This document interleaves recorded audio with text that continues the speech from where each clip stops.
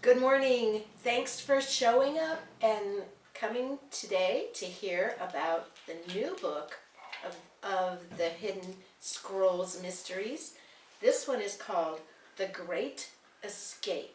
Now, when it's an escape, it means you're running away from something. But if it's great escape, does that mean a good escape or a huge escape? I think it's a very big escape. You remember, or if you have not been here before, that 9-year-old Peter and his 10-year-old sister Mary was spending the month with their great uncle Solomon. And Peter thought it was going to be so boring, when you're kind of like stuck for a month with old people. But then great uncle Solomon shared the legend of the hidden scrolls.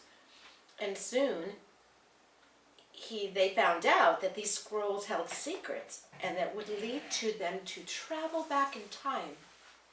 Soon Mary, Peter, and Hank, remember Hank the dog, were flung back in time to important moments from the Bible. They witnessed the creation of the earth, remember that one. They helped Noah load the animals before the flood. We just finished that story.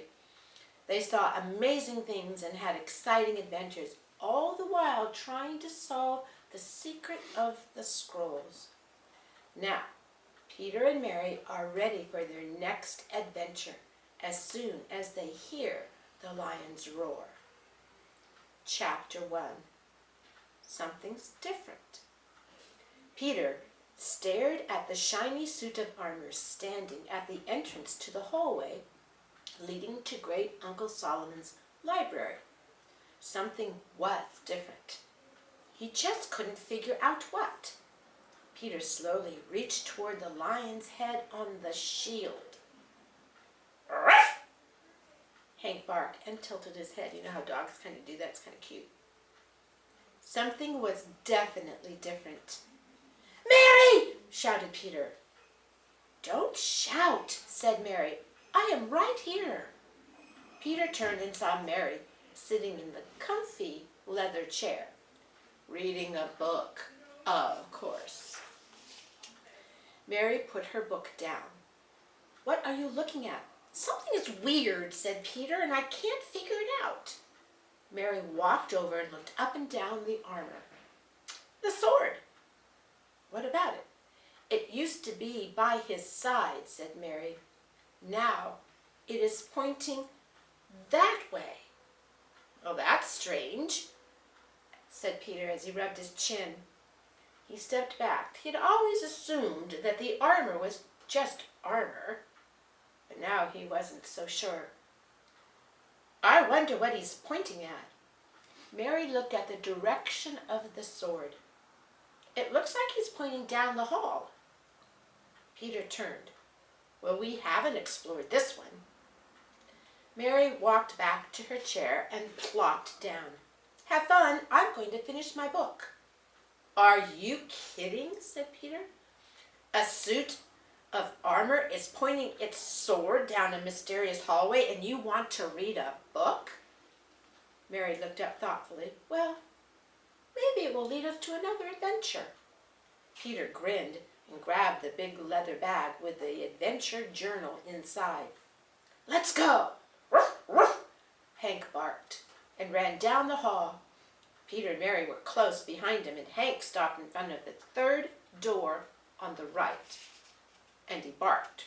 Ruff, ruff. Peter turned the knob and swung the door wide open. It's pitch black in there. Mary wrinkled her nose. Gross, what is that smell? Peter held his nose. Maybe it's where Great Uncle Solomon keeps his dirty socks. He reached through sticky cobwebs and turned on the light. Mary's jaw dropped. A sarcophagus. A sarcophagus. What? A sarcophagus. It's a coffin where ancient Egyptians kept mummies, said Mary, like everyone should know.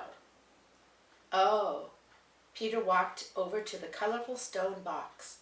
It was covered in jewels and painted with strange winged creatures. It was carved in the shape of a man wearing a blue and gold head covering with a snake at the top. "Oh, another snake?" moaned Peter. "Why is there always a snake?" "A cobra," Mary said. "Ancient Egyptians used it as a symbol of royalty and power. This mummy must have been a ruler, or maybe even a pharaoh." "Pharaoh is a king." Peter stepped back and bowed. "Nice to meet you, Your Majesty." Mary rolled her eyes. "How do you know so much about mummies?" said Peter. "I read about it in a book," said Mary. "It was called, 'Are You My Mummy?' A Look Inside Ancient Pyramids." Peter ran his hand across the top of the sarcophagus. "Let's open it." I don't think we should," said Mary, backing away. "You're afraid of mummies?" said Peter. "No, I'm not," said Mary. Peter grabbed one end of the lid. "Then help me open it." Mary slowly reached for the other side. "I wouldn't do that," said a raspy old voice from behind them. Peter jumped. He turned to see Great Uncle Solomon walking in the doorway. Great Uncle Solomon brushed cobwebs out of his bushy white hair and glanced around. "I really need to clean in here." "Why can't we open it?" said Peter. "Will the mummy escape?" Great Uncle Solomon laughed. "No, that's only in the movies." Mary folded her arms and gave Peter a look like he should have known that.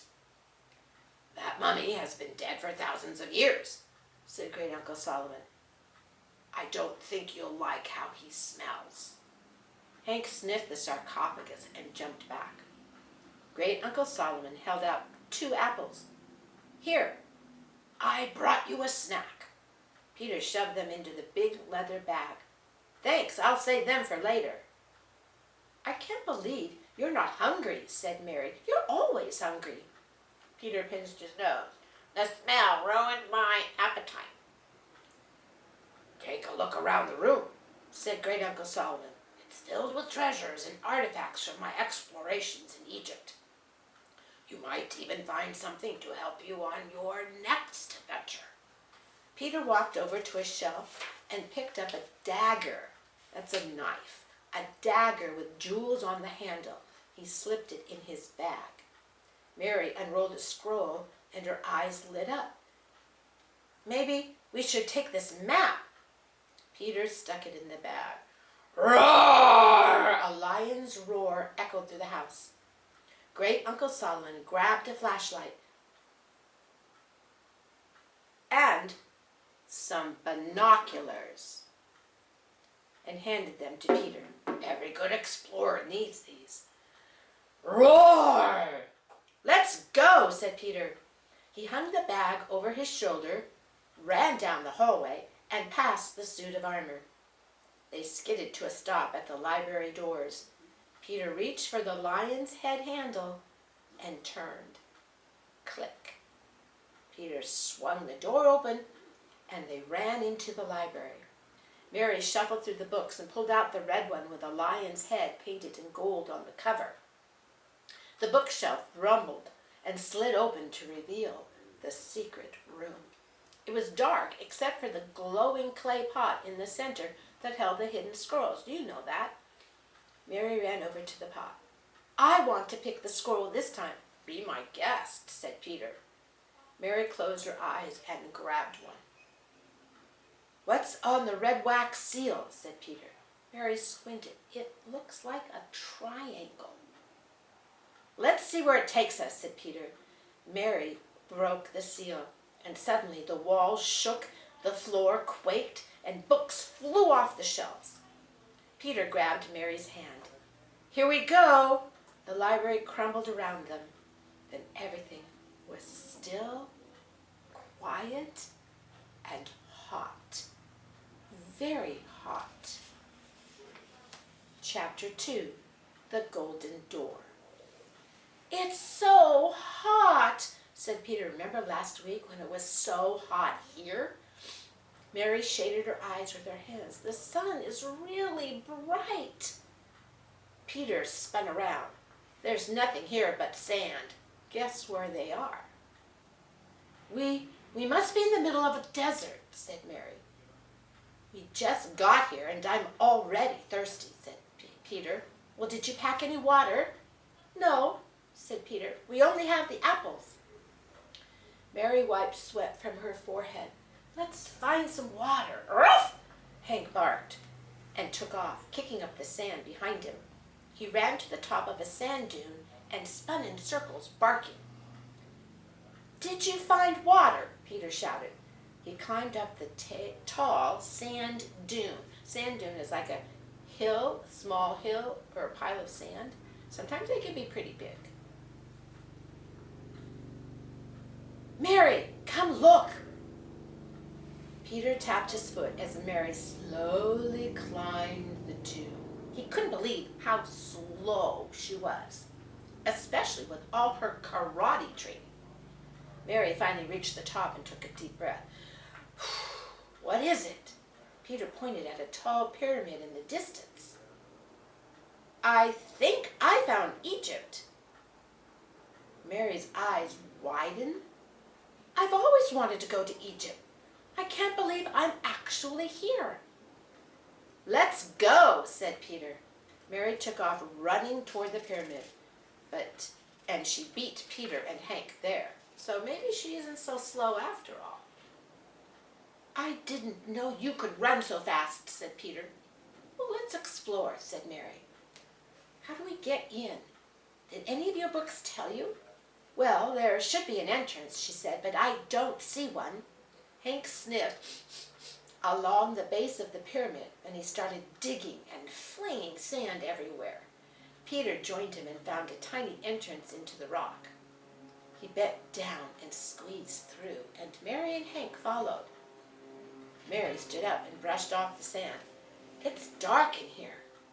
Peter unzipped the leather bag and pulled out the flashlight. Let there be light, he said, shining the beam down a long hallway.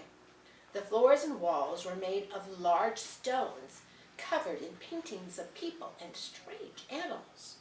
Some of the people were working, and some were sitting on thrones. Look, said Mary, I see some light.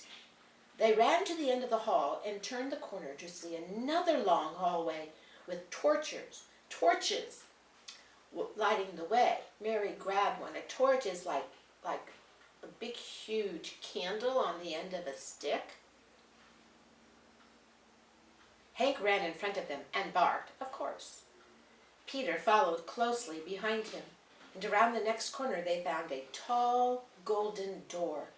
It had a painting of a big black cat with wings. Hank froze and growled at the cat. Peter reached to open the door. Stop, said Mary. I don't think we should go in there. Why not, said Peter. Are you afraid of mummies? Mary stepped back from the door and lowered her head. Well, maybe a little, she admitted. You don't need to be afraid, he said. Hank and I are here. Peter stood tall and pulled his shoulders back. Hank barked and wagged his tail. Remember, Peter said, God will help us. You're right, said Mary. Let's do it. Peter pushed against the massive door, and it creaked open to reveal a dark room. Peter could feel Mary and Hank crowding close to him as they all crept in.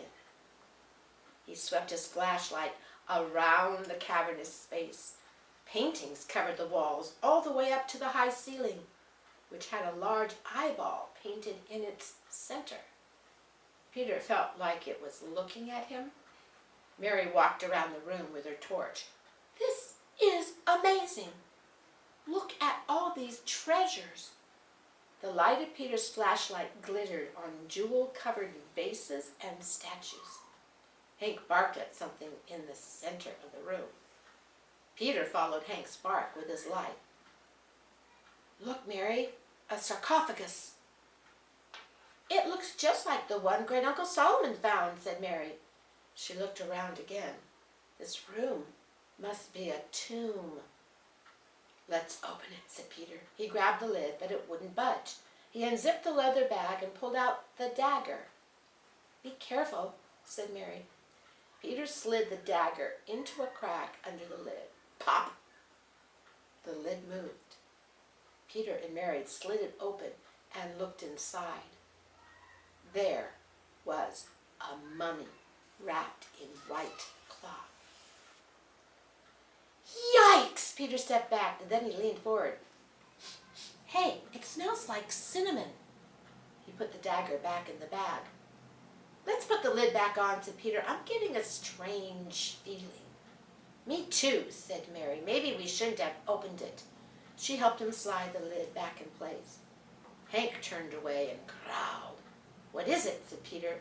He shined the flashlight into the corner, and a pair of glowing yellow eyes shined back at him. Peter saw the shape of a huge black panther. "Don't worry, Hank, it's just a statue." Roar! The panther leaped on top of the sarcophagus. "It's alive!" Peter shouted. "Let's get out of here!" Well, I wonder what happens. We have to leave it till next week when we find out about that big black panther. Before we go, I did print up a couple of pictures that you might want to color, and if you do, you can just come into the church office and pick it up. There will be plenty of copies.